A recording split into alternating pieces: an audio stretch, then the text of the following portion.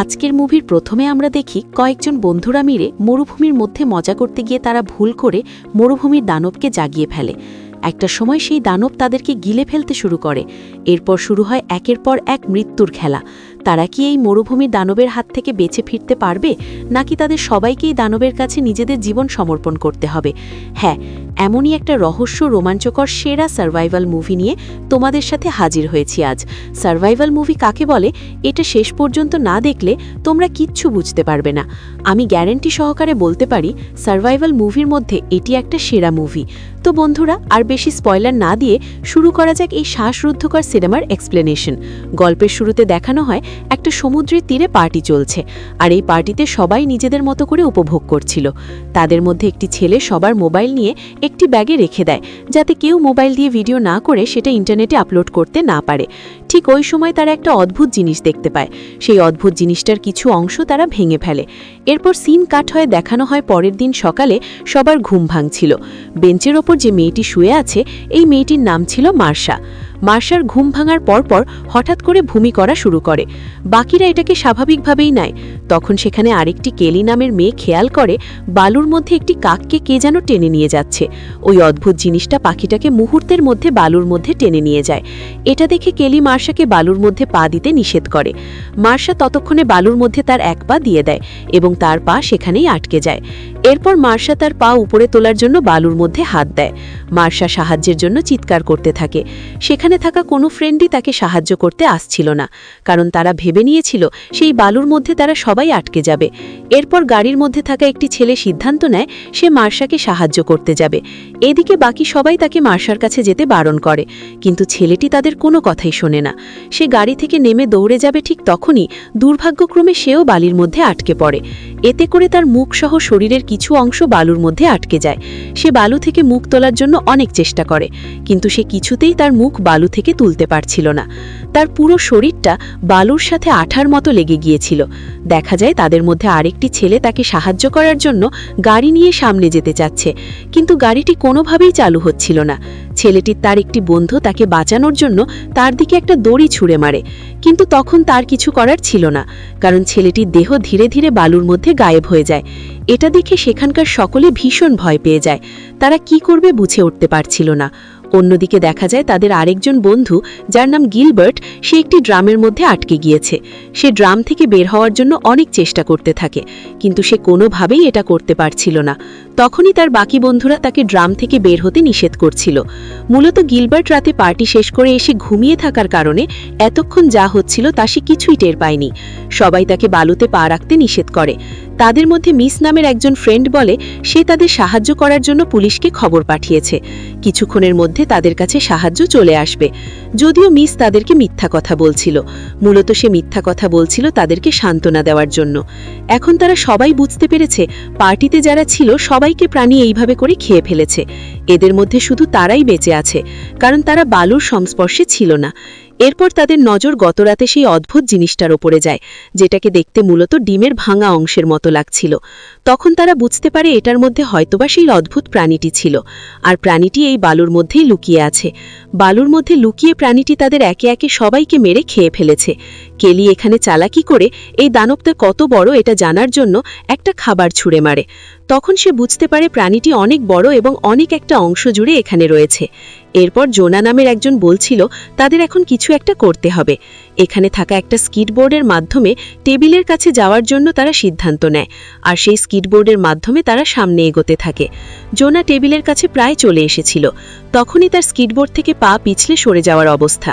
সে কোনো মতে নিজেকে বাঁচিয়ে নেয়, কিন্তু দেখা যায় বালুর মধ্যে থেকে টেন্টিকেলের মতো কিছু একটা বের হয়, আর সেটি তার পেটের মধ্যে প্রবেশ করতে নেয়। জোনা তখন সৌভাগ্যক্রমে বেঁচে যায় এবং লাফ দিয়ে কেবিলের উপরে উঠে যায়, কিন্তু দেখা যায় এর ফলে জোনার পেটের কিছু অংশ কেটে গিয়েছিল। এটা দেখে বাকি সবাই ভয় পেতে শুরু করে, কিন্তু জোনা সবাইকে আশ্বাস দেয় তার কিছুই হয়নি। জোনা সেখানে থাকা একটি কলা খেয়ে নেয় এবং সেও ভূমি করতে শুরু করে। তখন বাকি সবাই লক্ষ্য করে জোনার পেটে ঘা হতে শুরু করে। তবুও জোনা সবাইকে আশ্বাস দিতে থাকে তার কিছুই হয়নি। এরপর ব্যাগে থাকা পানির বোতলগুলো সে সবাইকে দিতে থাকে। জোনার শরীর আস্তে আস্তে বেশি খারাপ হতে থাকে, আর সে তখন টেবিলের মধ্যে শুয়ে পড়ে। তখনই তাদের মধ্যে একজনের ফোনের কথা মনে পড়ে, যা মূলত গাড়ির ডিকির মধ্যে রাখা ছিল। কিন্তু গাড়ির ডিকিটি খুলে কে এই ফোনগুলো বের করবে? তখন গাড়িতে থাকা একজন মেয়ে বলে সে যাবে গাড়ির ডিকি খুলে ফোনগুলোকে বের করতে। দেখা যায় মেয়েটি গাড়ির ডিকির দিকে যেতে চাইলে সে প্রথমেই ব্যর্থ হয়। অনেক চেষ্টা করে সে ডিকিটি খুলতে সক্ষম হয়। তখনই কেলি এবং মিস লক্ষ্য করে বিটস মেট্রোর সুপারভাইজার তাদের দিকে গাড়ি নিয়ে এগিয়ে আসে। এসব দেখে মেয়েটি অন্যমনস্ক হয়ে যায় আর গাড়ির ডিকির মধ্যে পড়ে যায়। এর ফলে তার হাত গাড়ির ডিকির মধ্যে চাপা পড়ে যায়। তখন সবাই চিৎকার করতে থাকলে সুপারভাইজার এখানে চলে আসে। তখন সবাই সুপারভাইজারকে বালুতে নামতে নিষেধ করে, কিন্তু সুপারভাইজার তাদের কোনো কথাই শোনে না। সে তাদের নিষেধ অমান্য করে বালুতে নেমে যায়। তবে অবাক করা একটা বিষয় ঘটে, বালুতে সুপারভাইজারের কিছুই হয় না। সুপারভাইজার গিলবার্টের কাছে যায় তাকে ড্রাম থেকে তুলতে, কিন্তু বেশি ওজন হওয়ার কারণে তাকে ড্রাম থেকে সে তুলতে পারে না। সুপারভাইজার তাকে আশ্বস্ত করে তাদের টিম এসে তাদেরকে দ্রুত উদ্ধার করে নিয়ে যাবে। কেলি সুপারভাইজারকে বলতে থাকে এখানে বিপদ রয়েছে। এরপর সুপারভাইজার হেঁটে কেলির দিকে যায়। তখন কেলি সুপারভাইজারকে বোঝাতে থাকে তারা খালি পায়ে বালুর মধ্যে পা রাখতে পারছে না, তাহলেই তাদের বিপদ হবে এবং বালু তাদেরকে খেয়ে নেবে। ইতিমধ্যে তাদের দুজন ফ্রেন্ডকে তারা হারিয়ে ফেলেছে। সুপারভাইজার তাদের কোনো কথাই বিশ্বাস করে না। সে মনে করে এই ছেলেমেয়েগুলো তাকে মিথ্যা কথা বলেছে, আর হয়তোবা তারা অনেক নেশা করে ফেলেছে, আর এই কারণে তারা আবোল তাবোল কথা বলছে। ঠিক তখনই হঠাৎ করে সুপারভাইজারের চাবিটা বালুতে পড়ে যায়। কেলি সুপারভাইজারকে চাবিটা তুলতে নিষেধ করে, কিন্তু সুপারভাইজার তাদের কোনো কথাই শোনে না। সে তার চাবি তুলতে যখনই বালুর মধ্যে হাত দেয়, তখনই বালুর মধ্যে তার হাতটি আটকে যায়। সে তার হাতে থাকা পেপার স্প্রে দিয়ে তার হাতটা কোনোভাবে ছাড়িয়ে নেয়, কিন্তু তার হাতটা তোলার পরে সে দেখতে পায় তার হাতের অর্ধেক বালু খেয়ে নিয়েছে। এটা দেখে সুপারভাইজার চিৎকার করতে থাকে আর কন্ট্রোল হারিয়ে বালুতে পড়ে যায়। তখনই দেখা যায় বালু তাকে নিমিষেই খেয়ে ফেলে। এটা দেখে কেলি পেপারের স্প্রেটা নিয়ে নেয় আত্মরক্ষার জন্য। এদিকে মেস বুঝে যায় সুপারভাইজারের কিছুই হচ্ছিল না, কারণ সে মজবুত জুতা পরেছিল। এটা সে বাকি সবাইকে বোঝায় আর বলে সে পায়ে তাওয়াল পেঁচিয়ে সামনের দিকে যাবে, আর এজন্য গাড়িতে থাকা ফ্রেন্ডদের তাওয়াল ছুঁড়ে দিতে বলে। দেখা যায় চন্দ্রা নামের একটি মেয়ে তাওয়াল ছুঁড়ে মারে। দেখা যায় সেটা ধরতে গিয়ে মিস বালুর মধ্যে পড়ে যায়, আর তখনই বালু থেকে অনেকগুলো টেন্টিকেল বের হয়ে তাকে খেয়ে ফেলে। এরপর দেখা যায় কেলি চন্দ্রার দিকে দুটো গাড়ির রেলিং ছুঁড়ে মারে, আর কেলি গাড়ির ওপরে লাফ দেয়। গাড়িতে এসে তারা কোনোভাবে ওই ফ্রেন্ডের হাত বের করার চেষ্টা করে এবং শেষমেশ তারা বের করতে সক্ষম হয়। দেখা যায় তাদের ফ্রেন্ডের হাত থেকে অনেক রক্ত পড়ছে, সেটা তারা তাওয়াল দিয়ে পেঁচিয়ে দেয়। এদিকে গিলবার্টের অবস্থা ক্রমশই খারাপ হয়ে যাচ্ছে। তার শরীর থেকে অনবরত রক্ত বের হচ্ছিল, যা সেই বালুতে থাকা টেন্টিকেলগুলোকে পাগল করে দিচ্ছিল।